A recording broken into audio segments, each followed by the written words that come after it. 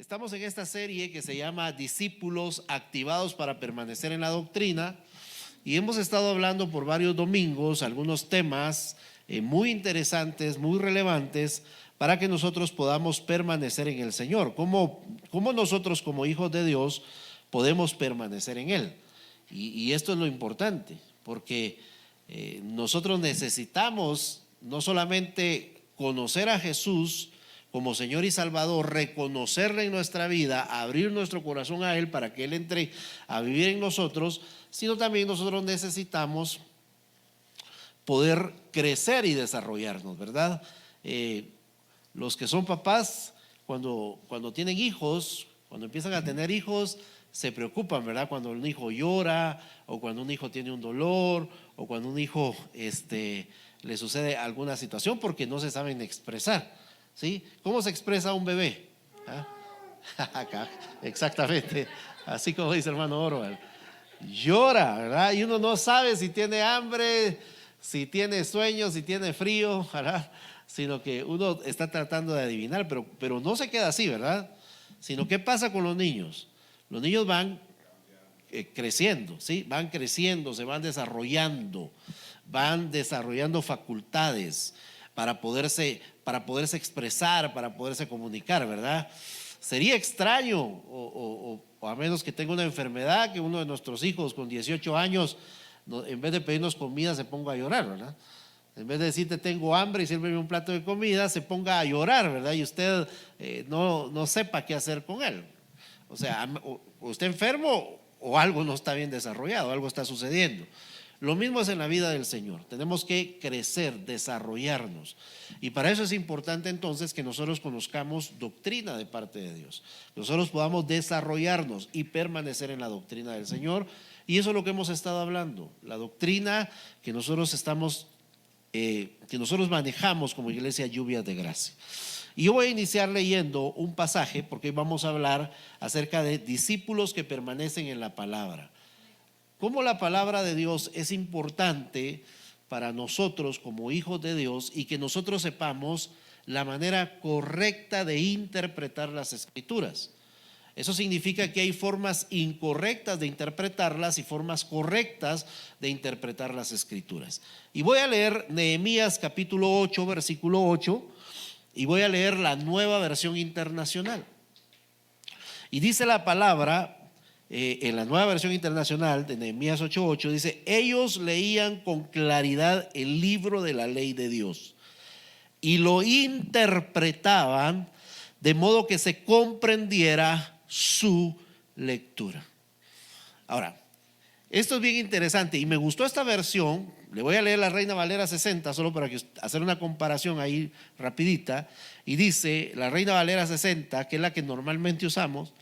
Dice: y leían en el libro de la ley de Dios claramente y ponían el sentido de todo lo que entendiesen de la lectura.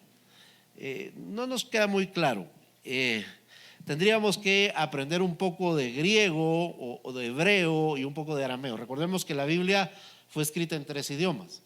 Y los 3 idiomas en que fue escrito, pues el Antiguo Testamento fue escrito en hebreo y unas partes en arameo, y el Nuevo Testamento fue escrito en griego y algunos textos que están escritos en arameo, especialmente las palabras de Jesús.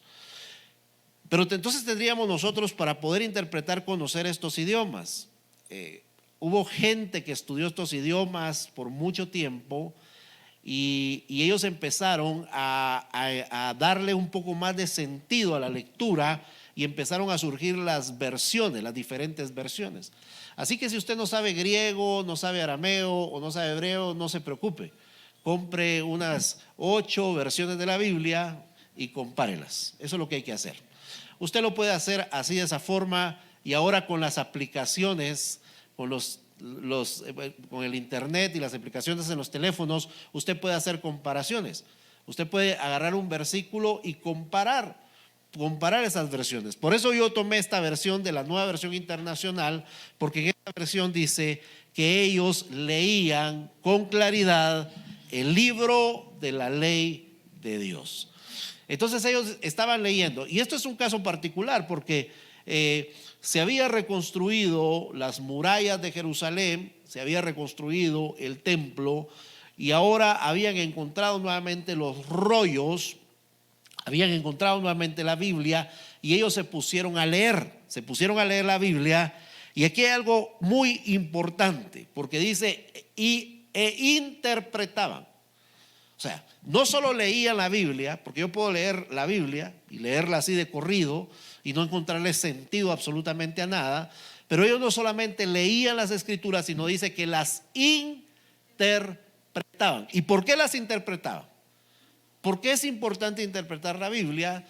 Y el texto sigue diciendo, porque de esa manera comprendían lo que se leía. O sea, para que yo pueda comprender, tengo que interpretar. Y para que yo pueda interpretar, tengo que leer. Ahora, a veces nosotros tomamos la Biblia y la leemos y a veces hay palabras que no comprendemos y ni siquiera nos tomamos el tiempo de poder agarrar un diccionario y poder entender y comprender qué significa esa palabra y qué sentido tiene esa palabra dentro de las Escrituras. Hoy quiero hablarte o quiero tratar de enseñarte por lo menos 4 principios para que nosotros podamos interpretar las Escrituras. 4 principios importantes que nosotros tenemos que conocer para poder interpretar las Escrituras. El principio número 1 es que tú puedas leer tu Biblia con el espíritu correcto. Con un espíritu correcto, que te puedas acercar a la Biblia con un espíritu correcto. Pero antes, yo tengo unas imágenes acá que yo quiero que tú veas. Si podemos regresar al anterior, por favor. Bueno, ¿qué mira usted ahí? Dale, parémonos ahí. Ahí dice nuevo manual práctico de automóviles. Dice reparación, mantenimiento y prácticas. ¿Quién cree usted que va a leer ese manual? Los mecánicos, ¿verdad? O alguien que le guste la mecánica, ¿verdad? ¿A alguno le gusta la mecánica aquí? Más o menos, hermano Orwell le gusta. Hermano Orwell creo que le gusta todo, porque hay otro libro de cocina, hermano Orwell cocina, le atina todo el hermano. Pero yo digo que un mecánico, o sea, un médico no va a estar leyendo este manual para realizar una operación, ¿sí o no? ¿Ah? No, ¿verdad? O sea, sería un poco extraño que un médico esté consultando un manual de mecánica para operar a una persona. Él va a utilizar otros libros. Démosle los siguientes, hijo, por favor. Está medicina interna, dice, y manual de instalación eléctrica. ¿Qué libro cree usted que leería un médico? ¿Ah? El libro de medicina interna. Él no va a estar leyendo el libro de mecánica o el libro de electricidad para tratar de operar a una persona. O un cocinero no va a estar viendo un libro de medicina para hacerle un buen corte al pollo, ¿sí? O sea, no. O sea, tenemos que entender que hay especialidades, pero para la vida también existe una especialidad. Para conocer a Dios también existe una especialidad, y esa especialidad es la Biblia. Pongamos la siguiente imagen, por favor. Es la Biblia. Si tú quieres conocer a Dios, entonces tienes que leer la Biblia.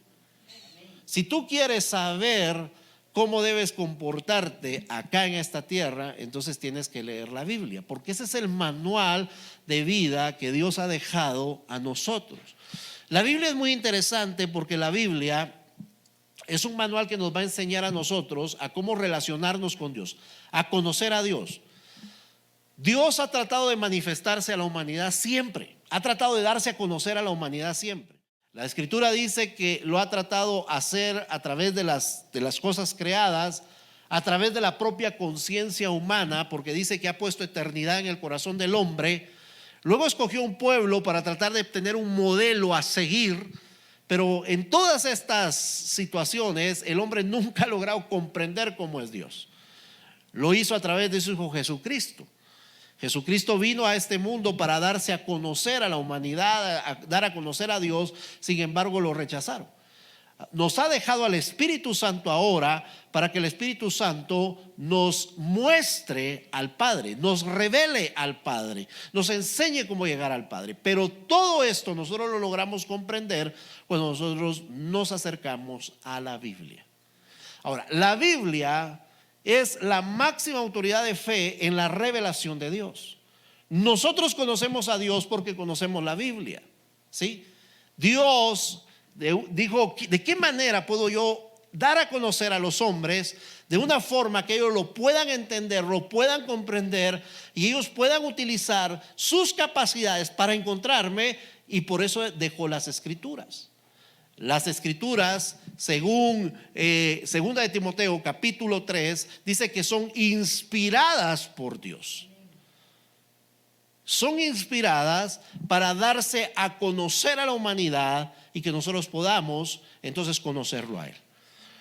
Entonces el primero, yo decía, la primera característica o la primera clave importante para una correcta interpretación bíblica es que nos acerquemos a la Biblia con un espíritu correcto. Gracias, hermano Dionisio.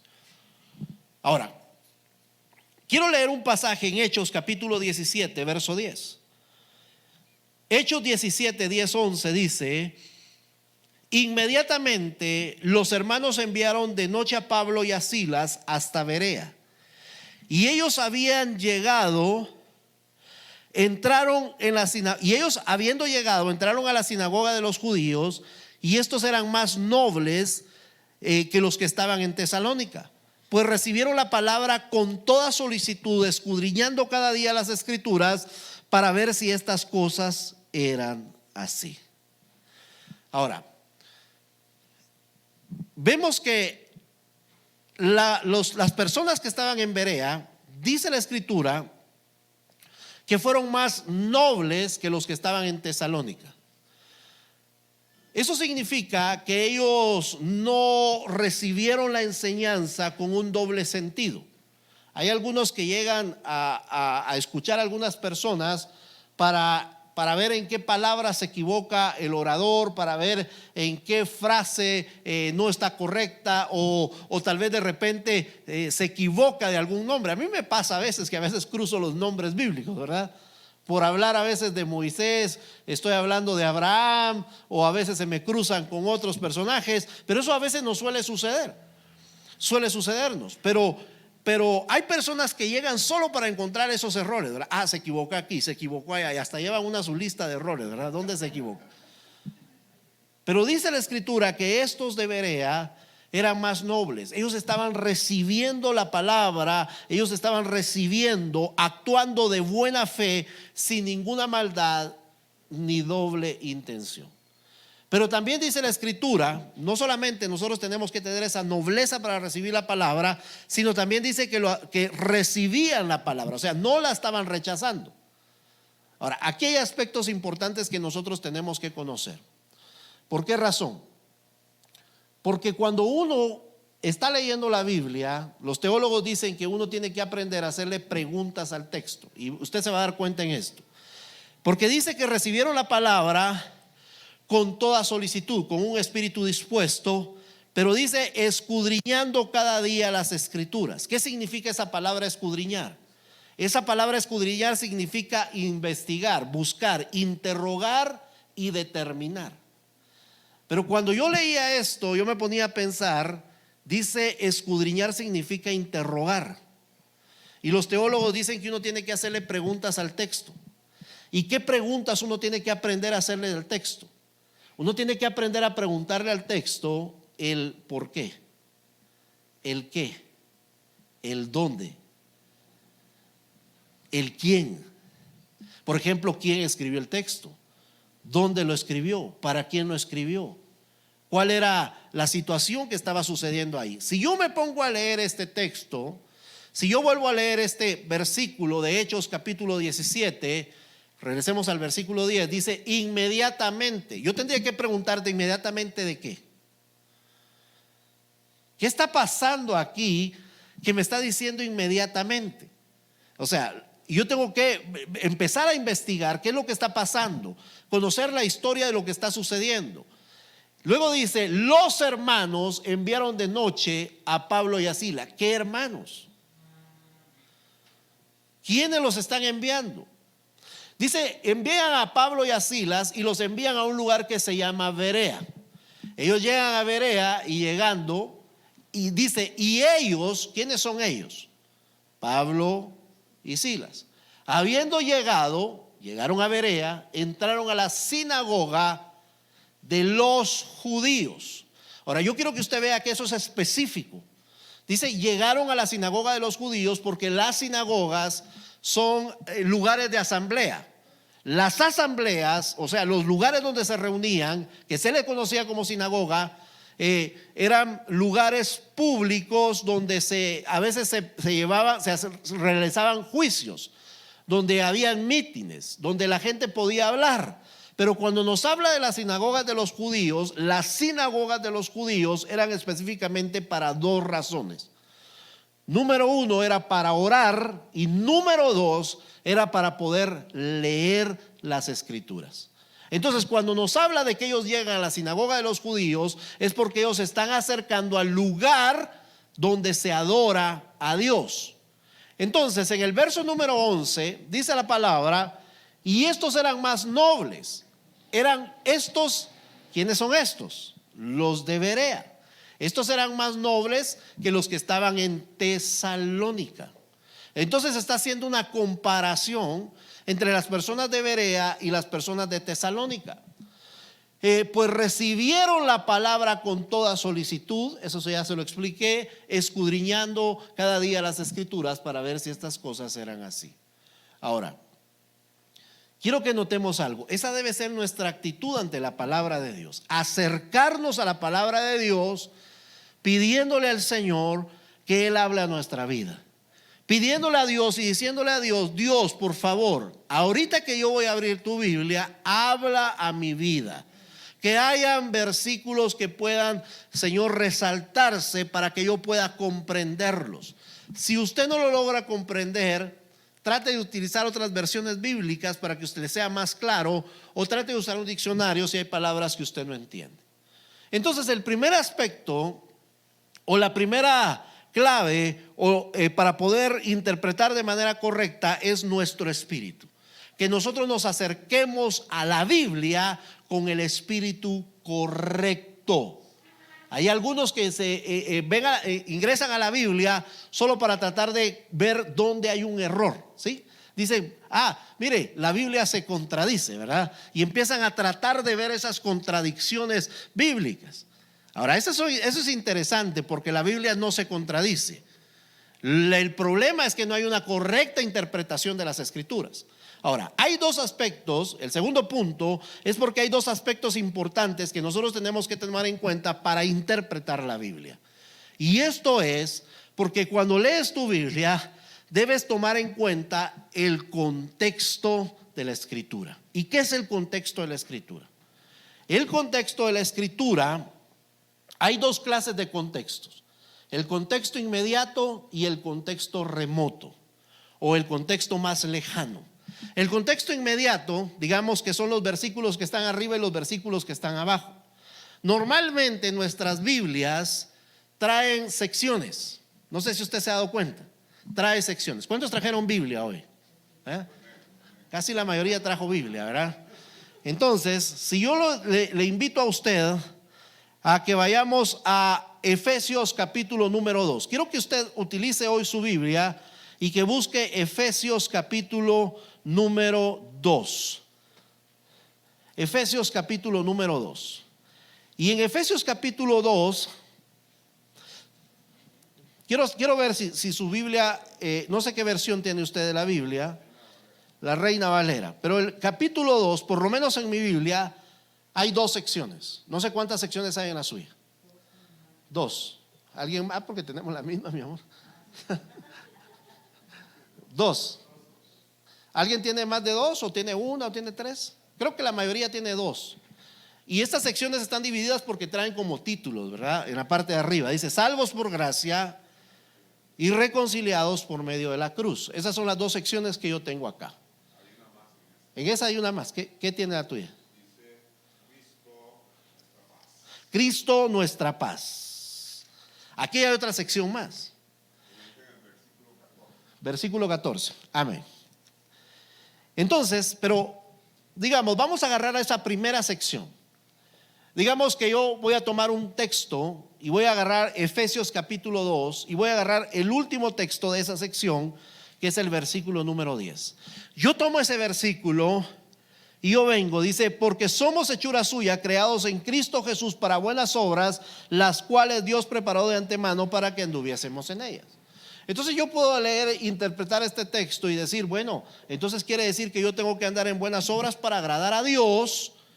Y si yo agrado a Dios, entonces, y haciendo esas buenas obras, entonces Él me va a permitir a mí poder entrar al cielo. Ahora, ese es un error de interpretación. ¿Por qué? Porque yo estoy agarrando solo eso. Se lo voy a poner más claro, tal vez un poquito más claro. Usted viene y compra un periódico o se mete a la sección de deportes de un periódico y usted lee: Guatemala empata nuevamente contra Belice 1-1.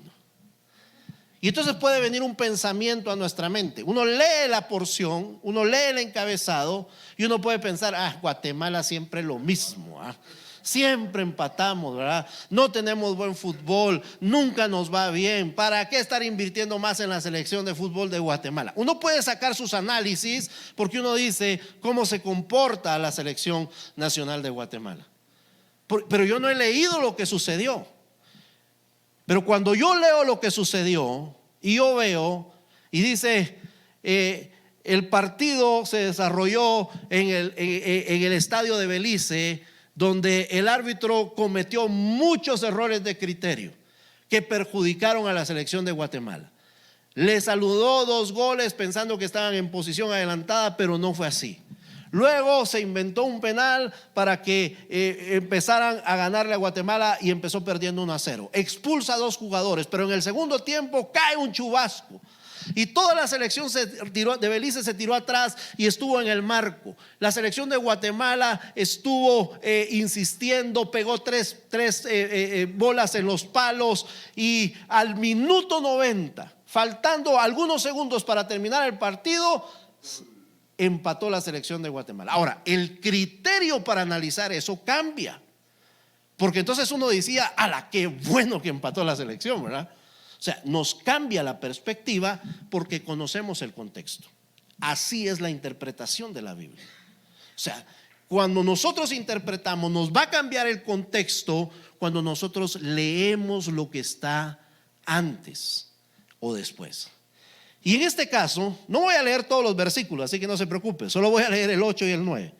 En Efesios capítulo 2, verso 8 y 9, dice la escritura: porque por gracia sois salvos por medio de la fe, y esto no es de vosotros, pues es un don de Dios, y no por obras, para que nadie se gloríe. Entonces dice, porque somos hechura suya. Entonces el tema no son las obras, el tema es la salvación. Y la salvación no se va a dar por las obras, sino por la gracia de Dios, por un regalo que Dios da a las personas que le reconocen a Él, que le permiten entrar a su vida y lo reciben como Señor y Salvador. Entonces esa es la manera de poder interpretar, digamos, utilizando el contexto inmediato, lo que está cerca.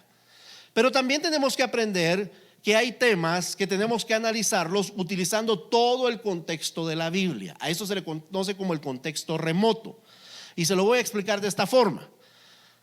Mire, cuando empezaron a salir los aparatos de televisión, las personas, para encender y apagar el aparato, esto es para los jóvenes, se tenían que parar y jalar o apachar un botón para poder encenderlo. Para poder cambiar la frecuencia o los canales de televisión, se tenían que parar y tenía una perilla que frecuenciaba, que daba la frecuencia o cambiaba de canal. Entonces, si uno quería ver el canal 7, no existía la televisión por cable, solo existía canal 7, canal 11, canal 3, canal 5, bueno, no existía ni canal 21 siquiera. Entonces, si quería ver el canal 3, tenía que poner 1, 2, 3. Y si quería cambiar al canal 4, 4, 5, 6, 7. Y si no, ¿qué hacíamos? Vamos a ver algunos que vivimos este tiempo. ¿Qué hacíamos si no agarraba la señal? Le pegábamos a la televisión para que agarrara la frecuencia. O mover la antena. Pero luego se inventaron los controles. ¿Cómo se llama ese control? Remoto. porque entonces yo de manera distante, yo puedo controlar ahora el aparato.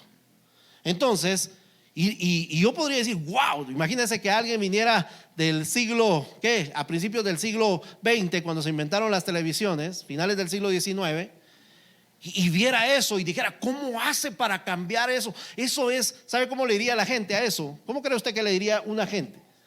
Eso es magia negra, eso es satánico. Eso diría la gente, ¿verdad? Porque la gente no sabe que se puede controlar de manera remota, de manera distante. Entonces, cuando estamos hablando de el contexto remoto, estamos hablando del contexto que no está cerca, sino está distante en las escrituras, que está dentro de las escrituras, pero tenemos que nosotros encontrarlo. Ahora, le voy a poner un ejemplo. Esto yo lo he escuchado muchas veces, he escuchado predicadores utilizar este ejemplo, he escuchado personas incluso utilizar este texto diciendo, vamos a comprobar que Dios aprueba la homosexualidad. Y entonces utilizan este texto de segundo libro de Samuel, capítulo 1, versículo 26. Y este texto dice de la siguiente manera: angustia tengo por ti, hermano mío, Jonatán, que me fuiste muy dulce, más maravilloso fue tu amor que el amor de las mujeres. Y entonces la gente dice, wow, entonces ese David se mira algo rarito, ¿verdad? Ahora, quiero que entendamos algo. Usted trajo su Biblia, ¿verdad? Vayamos a segundo de Samuel, capítulo 2. Aquí estamos analizando, no vamos a analizar un texto, sino vamos a analizar un tema. En segundo libro de Samuel, capítulo 1, verso 26, vamos a ver cómo está su Biblia. Pero desde el versículo número 19 al versículo número 27, yo no sé si usted se da cuenta que la escritura cambia un poco. La estructura de la escritura de los párrafos cambia un poco, porque esa parte de la estructura está hecha en forma de poema. Tiene una forma de poema. Entonces él está como recitando un poema, está recitando algo. Ahora, ¿qué fue lo que pasó aquí? ¿Qué fue lo que estaba sucediendo acá? Yo no sé si tiene ahí título tiene algunas partes o divisiones este primer capítulo de Samuel. ¿Tiene algunas partes o no? ¿Qué dice? 2. ¿Qué dice la primera parte? David oye de la muerte de Saúl. ¿Y la segunda parte qué dice? David endecha. Esa palabra endechar significa llora. Lo que está diciendo es que está llorando la muerte de David, de Saúl y de Jonatán. Jonatán era su buen amigo. ¿Alguno ha tenido un buen amigo acá? Sí, hemos tenido buenos amigos. Ahora, perdón que traiga esto a colación, pero cuando un ser querido muere, o cuando un amigo muy cercano muere, o cuando un conocido muere, ¿cómo maneja usted el luto? ¿Ah? ¿Cómo maneja usted el luto? Mire, tenemos que ser realistas. Uno llora, hermanos, ¿sí? Y cuando uno llora, uno expresa palabras. ¿Cómo lo amaba? ¿Cómo lo quería? Aunque uno no se hablara durante 6 meses, ¿verdad? Pero uno está diciendo cómo lo amaba, cómo lo quería. Entonces lo mismo está sucediendo. Ahí está, apaguen ese gatito, agarren ese gato que se fugó. ¿Qué es lo que está sucediendo? David está expresando su dolor por su amigo, a quien él amaba, a quien él quería, ¿sí?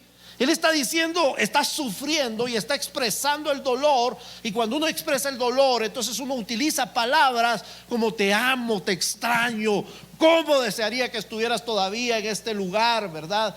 Cómo quisiera. Ahora, tenemos que comprender que el amor que Jonatán y David tenía era no solamente un amor filial de amigos, sino era más allá, un amor ágape. Era así. Mire, era así. Cuando usted lee la historia de Jonatán y de David, usted se da cuenta que Jonatán intercedía por David delante de su papá, exacto, porque lo quería matar. Entonces, ¿yo qué puedo hacer con este pasaje? Yo tengo que ver el contexto remoto, ver lo que me habla la Biblia acerca de este tema.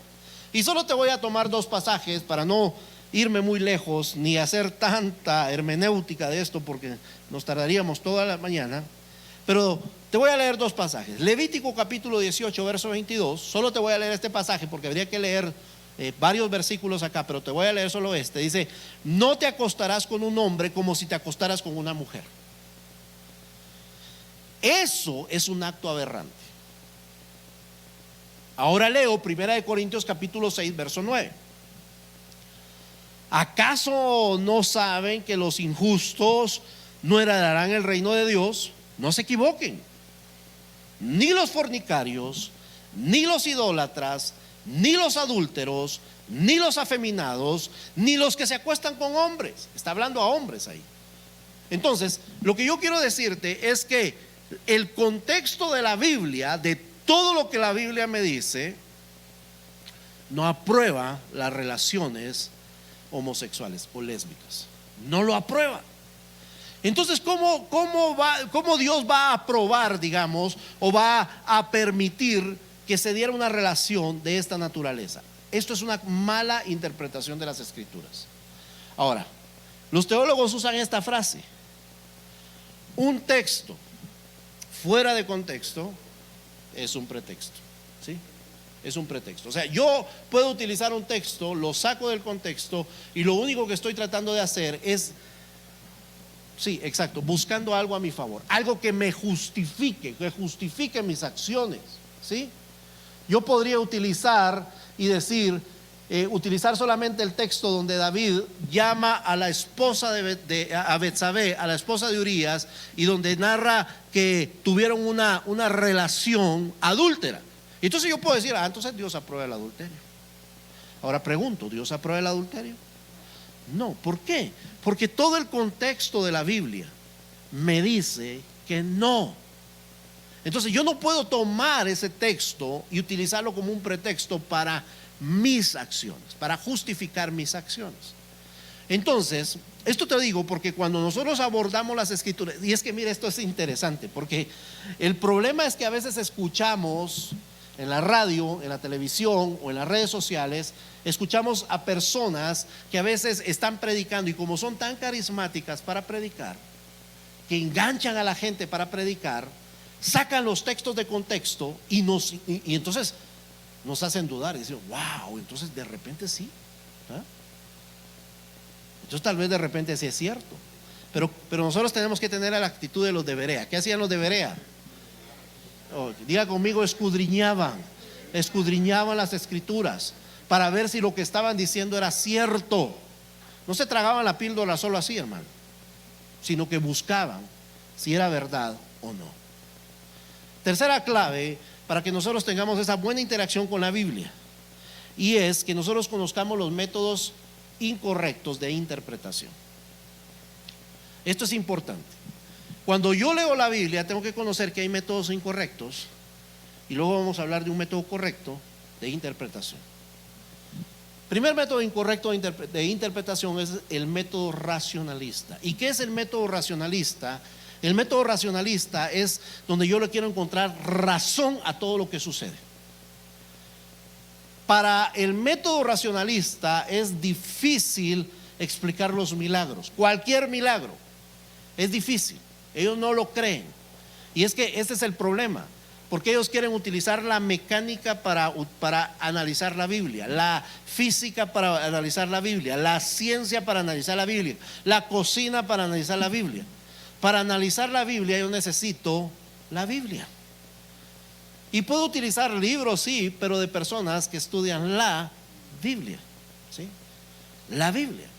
Ahora, entonces ellos tratan de encontrarle razón a todo esto. Y te voy a poner un par de ejemplos. No voy a ser muy largo en esto, pero te voy a poner un par de ejemplos. 2 o 3 ejemplos. Número 1, te voy a poner el milagro del Mar Rojo. Ese fue un milagro. Hermano, el que el Mar Rojo se abriera es un milagro. Pero ¿qué hace el racionalista? El racionalista empieza a buscar y a hacer experimentos y empieza a hacer muchas cosas para tratar de encontrarle una razón. No, es que fue un cometa el que pasó y la fuerza de la velocidad hizo que las aguas se abrieran. Y como era un cometa y todo ese calor hizo que esa parte del mar se secara para que entonces pudieran pasar en seco los hebreos. Ahora, qué casualidad que la fuerza se acabó cuando el último hebreo pasó y cuando los carros de Faraón estaban en medio del Mar Rojo y se cierran nuevamente las aguas. Eso es lo que trata de explicar el racionalista. Te pongo otro segundo ejemplo. ¿Cuántos han escuchado el milagro de la multiplicación que hizo Jesús cuando alimentó a los 5,000? Ok. El racionalista dice lo siguiente: este fue un milagro de generosidad por la moral de las personas. ¿Por qué? Porque el Señor dijo: denles de comer, y los discípulos empezaron a decir: no tenemos, ¿verdad? No tenemos cómo darles, no nos alcanzaría ni el trabajo de una semana para poder comprar pan para todos. Entonces apareció un niño con unos panes. ¿Cuántos panes? 5 panes y 2 pescados. Y entonces cuando la gente vio eso, dijeron: qué bueno, muchachos, pongámonos las pilas, colaboremos todos, ¿verdad? Y llenemos unos canastos.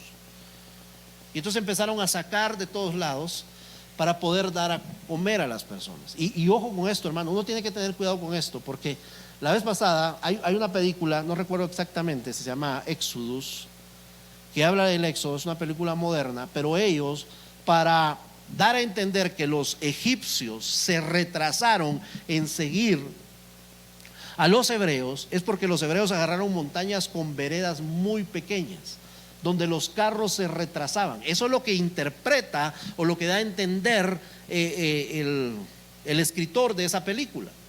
Entonces se retrasaron, y por eso a ellos les dio tiempo de llegar al mar, que el mar se abriera, que atravesaran, porque a ellos no les dio tiempo cruzar. La Biblia no dice eso. La Biblia lo que habla es que hubo una columna de fuego que se puso en medio para que ellos no los pudieran alcanzar. Entonces eso es lo que hace el racionalismo. La resurrección de Jesús, el racionalista dice: no, es que lo que sucede es que Jesús no resucitó, sino que cuando sus discípulos empezaron a hablar de él, es porque entonces uno trae esas memorias, esos recuerdos, y las personas no mueren. Mire, hace unos días yo estaba hablando con mi hermano y mi mamá, pero mi mamá murió en el 2019, y aunque yo esté hablando de ella, ella no está viva. Bueno, por lo menos no aquí en la tierra. Ella está muerta. Pero la Biblia nos habla de la resurrección de Cristo, que Cristo resucitó y ascendió al cielo y está sentado a la diestra del trono de Dios, intercediendo por sus hijos. Entonces el racionalismo trata de encontrarle una razón lógica a lo divino, trata de quitarle lo divino a los milagros.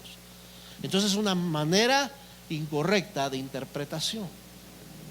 Segunda manera incorrecta es el método alegórico místico. Este método alegórico místico, esto es bien interesante. Esto es interesante porque, digamos, agarramos la escritura y leemos cualquier versículo. Digamos, agarremos un versículo fácil. ¿Qué versículo se sabe usted? Muchos, pero uno fácil. Juan 3:16. Ese es el más fácil, ¿verdad? Porque de tal manera amó Dios al mundo. Una vez vinieron unos colombianos aquí a Guatemala, ¿verdad? Y no los querían dejar entrar. Dijeron: es que venimos a un congreso evangélico en Iglesia Lluvias de Gracia, allá en la sede. Entonces, ¿sabe qué le preguntó el de aduana? Dígame Juan 3:16. Así que por lo menos ese aprendas, hermano, para si lo agarran en la aduana, para que se lo sepa. Juan 3:16. Porque de tal manera amó Dios al mundo que ha dado su Hijo unigénito, para que todo aquel que en él cree no se pierda, sino más tenga vida eterna. Ahora, ahí el texto, digamos, no necesita mucha interpretación, aunque tenemos que ver los contextos para ver todo lo que está hablando. Pero yo digo, pero aquí Dios quiere decir algo más. El método místico o el método alegórico, y con este método hay que tener cuidado, porque este método también le llaman método espiritual. Pero el hecho que le llamen método espiritual no significa que sea espiritual, porque entonces dice: Dios me quiere revelar algo más aquí, y tengo que encontrar qué más me quiere revelar aquí Dios. Entonces yo empiezo a darle rienda suelta a mi imaginación. Empiezo a imaginarme lo que quiere decir, cuando lo que me está diciendo es que Dios me ama y que entregó a su Hijo, y que su Hijo murió, y que si yo creo en Él, entonces voy a tener vida eterna. No, aquí me quiere decir algo más. Entonces el método alegórico hace y trata de hacer este tipo de situaciones para agregarle algo más, ¿verdad? Y la gente se inventa un montón de cosas, ¿verdad?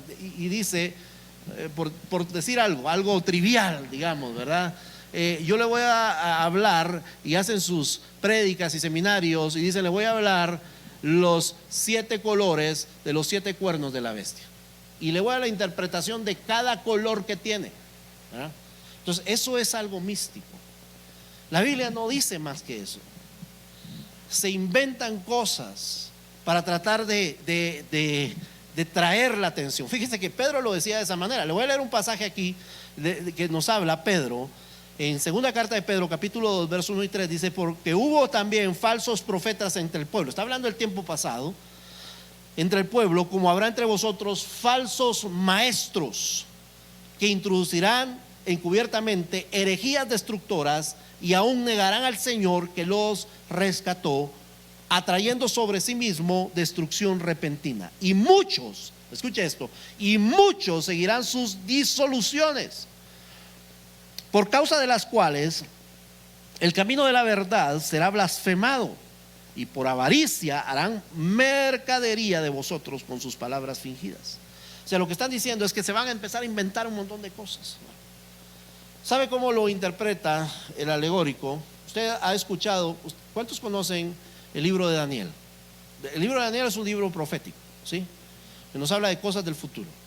Pero cuando nos está hablando de que Daniel pues no respetó el orar a Nabucodonosor, sino que oró al Señor, hubo un juicio hacia él, y hubo una condena que ejecutaron. Y la condena fue que iban a echar a Daniel. ¿Dónde iban a echar a Daniel? En un foso. ¿Qué tenía ese foso? Leones. Ok. El alegórico interpreta, no, es que esos leones, la Biblia dice, y se van al Nuevo Testamento y dice, el enemigo anda como león rugiente esperando a la fresa. Entonces esto solamente son problemas. Esto son solamente situaciones difíciles en tu vida. Estos leones fueron para Daniel situaciones que estaban en contra de él, ¿verdad? No asumen que eran leones reales. Pero cuando yo leo las escrituras y sacan a Daniel del foso, dice que echaron a los que lo acusaron. ¿Qué pasó con esos que lo acusaron? O sea, si hubieran sido problemas, no se los comen, ¿verdad? Los leones se los comieron. Este es el problema con este método que le llaman alegórico místico o método espiritual, que de espiritual no tiene nada, porque no hay una correcta interpretación. Número 3, el método dogmático. Esta palabra dogmático o dogma significa enseñanza. Este método dogmático, su nombre deriva de dogma, que significa enseñanza. Dogma es una creencia aceptada como verdad sin ninguna discusión y fundamento bíblico. O sea, básicamente son las costumbres que se van volviendo enseñanzas. Por ejemplo, pongo un ejemplo. Cuando los discípulos de Jesús iban comiendo espigas por el camino, los fariseos se asustaron porque los discípulos no se lavaban las manos. Porque los fariseos no se sentaban a comer, sino se le lavaban muchas veces las manos. Entonces esa era una costumbre, pero por el dogma lo hicieron una ley. Entonces esa ley se debía de cumplir. Entonces lo mismo sucede en este tiempo. Las creencias se van volviendo dogmas. Y mire, ahorita acabamos de pasar en Guatemala, acabamos de pasar la Semana Santa. Y hay lugares donde las personas tienen tradiciones que se han convertido en dogmas. Son reglas que se tienen que cumplir dentro de ciertas religiones. Entonces, tienen que cumplirlo porque así está establecido. Esa devoción, esa solemnidad, todo ese tipo de ritos son enseñanzas dogmáticas, porque no están en las escrituras, sin embargo son leyes establecidas. Cuarto tipo de método de interpretación equivocado es el método literalista. Oiga la palabra que estoy utilizando, porque no estoy diciendo literal, sino literalista. El método literalista lo que dice es la Biblia tiene que cumplirse al pie de la letra. No se puede sacar absolutamente nada de ahí. Ahorita les voy a explicar por qué no se puede cumplir al pie de la letra. Porque hay una parte donde la Biblia dice: si tu mano derecha te es ocasión de caer, córtala, porque es mejor que entres sin una mano al reino de los cielos y no con las dos te vayas al infierno. Ahora, el método literalista, ¿sabe qué tendría que hacer? Cortarse la mano. Entonces no lo puede aplicar de esa forma. No puede aplicarse de esa manera. Entonces tenemos que utilizar el método correcto. Cuando leas tu Biblia, utiliza el método correcto de interpretación. ¿Y cuál es el método correcto? Con esto voy a ir cerrando, hermano, porque yo sé que esto es largo y mucha información. Pero el método correcto de interpretación es el método gramático histórico. Ahora, yo te inicié esta conversación, inicié esta prédica diciéndote que uno tiene que hacerle preguntas al texto. Y esto nos sirve porque en el método gramático histórico yo tengo que preguntarme, dentro de la escritura existen figuras literarias, ¿sí? Dentro de esas figuras literarias Jesús utilizó algunas. Jesús utilizó, por ejemplo, las parábolas. ¿Cuántos han escuchado las parábolas? ¿Sí? Una parábola dice: no saques la paja del ojo de tu hermano si no miras la viga que te está atravesada. Ahora yo pregunto, ¿puedes tener una viga atravesada en el ojo? No. ¿Sí? Porque él está utilizando una parábola, eso se llama hipérbole. Lo que tú dijiste es una exageración. Entonces hay figuras como la hipérbole, la parábola, hay figuras como la ironía. Estaba leyendo Lucas, estaba repasando Lucas, y en Lucas, bueno, llega Herodes y le manda decir a Jesús, no recuerdo exactamente qué le manda decir, pero viene Jesús y le dice: díganle a esa zorra, ¿verdad? Estaba hablando, siendo irónico ante él. O sea, Jesús utilizó la ironía. O sea, hay figuras literarias que uno debe saber dónde están aplicadas para interpretar. Por eso nos sirve la gramática. Increíble, y a mí no me gustaba la gramática, y todavía me cuesta la gramática. Pero necesitamos conocer la gramática, necesitamos conocer la historia. ¿Por qué necesitamos conocer la historia? Porque para poder interpretar necesitamos conocer qué sucedió. Se acerca un hombre rico a Jesús y le dice que lo quiere seguir. El Señor, usted sabe que le dice, le da varias instrucciones. La última le dice: vende todo lo que tienes y entrégalo a los pobres. Y él se entristece porque era muy rico. Y Jesús utiliza una analogía.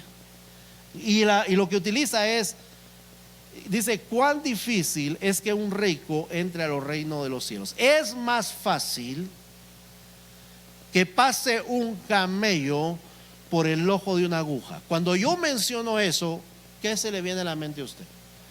Mire, usted se le viene a la mente que usted pasa un hilo por una agujita, ¿verdad?, para poder coser. Entonces uno dice: wow, ¿cómo va a pasar un camello por esa aguja? Ahora, ¿por qué necesito la historia? Porque en las ciudades, escuche esto, en las ciudades estaban los portones para que la gente entrara, pero a cierta hora los cerraban por causa de las invasiones, de los robos, etcétera, pero dejaban una puertecita para que la gente entrara. Esa puertecita se llamaba el ojo de la aguja. Y ese ojo de la aguja, un camello no podía entrar por él. O sea, si el camello iba, mire, esto es lo que tenemos que entender. Los camellos eran utilizados para transportar cargas. Entonces, cuando un camello iba cargado, no podía entrar por esa puerta. No podía entrar. Tenían que botarle la carga. Y el camello tenía que entrar hincado, porque tiene jorobas. Entonces era bien complicado que entrara porque la puerta era muy estrecha. Entonces se da cuenta cómo se interpreta ese pasaje. Porque uno rápido se pone a pensar: la agujita, ¿cómo va a pasar un camello? ¿A qué hora o sea, lo que fuera como aquella película, ¿verdad? Querida, encogía a los niños y encogemos al camellito y lo pasamos entre el ojo de la aguja. Entonces necesitamos conocer la historia, cómo se escribieron. Nancy fue a Israel, tuvo la oportunidad de ir a Israel y fue a conocer un lugar que se llamaba la Puerta del Hades. Y cuando Jesús dijo que las puertas del Hades no iban a prevalecer contra la iglesia, ¿sabe dónde estaba parado? Enfrente de ese lugar. Entonces, se le va encontrando ese sentido a las Escrituras, porque vamos entendiendo cómo poder interpretar las Escrituras. Yo quiero concluir leyendo este pasaje. Con este pasaje vamos a terminar y voy a leer segunda carta de Timoteo, capítulo 3, verso 16, pero la voy a leer en esta versión, Nueva Traducción Viviente. Porque esto me impactaba a mí. Porque dice: toda la Escritura es inspirada por Dios y es útil, y quiero que ponga atención a esta lectura. Si usted tiene una Biblia electrónica, le voy a invitar a que la busque, Nueva Traducción Viviente, porque dice: y es útil para enseñarnos lo que es verdad y para hacernos ver lo que está mal en nuestra vida. Nos corrige cuando estamos equivocados y nos enseña a hacer lo correcto. Dios la usa para preparar y capacitar a su pueblo para que hagan toda buena obra. Mire, a mí me impresiona porque la Biblia nos revela a Dios, pero también la Biblia nos enseña a nosotros. La Biblia nos corrige. La Biblia nos muestra el camino por donde tenemos que nosotros caminar para no equivocarnos, para no cometer muchos errores, sino para cometer los menos que podamos si seguimos el camino que ella nos está trazando. Por eso es importante que nosotros podamos escudriñar las Escrituras, que podamos nosotros interactuar con ella, que podamos nosotros conocerla y podamos nosotros interpretarla de manera correcta. La Biblia dice que esa palabra de Dios, según Hebreos 4, dice que cobra vida en nosotros. Y cuando penetra nuestro cuerpo, dice que penetra no solamente nuestros pensamientos, nuestras intenciones, sino penetra nuestro cuerpo, penetra, dice, hasta las coyunturas de nuestros tuétanos. O sea, la Biblia tiene ese poder para darnos vida a cada uno de nosotros cuando nosotros nos metemos con ella.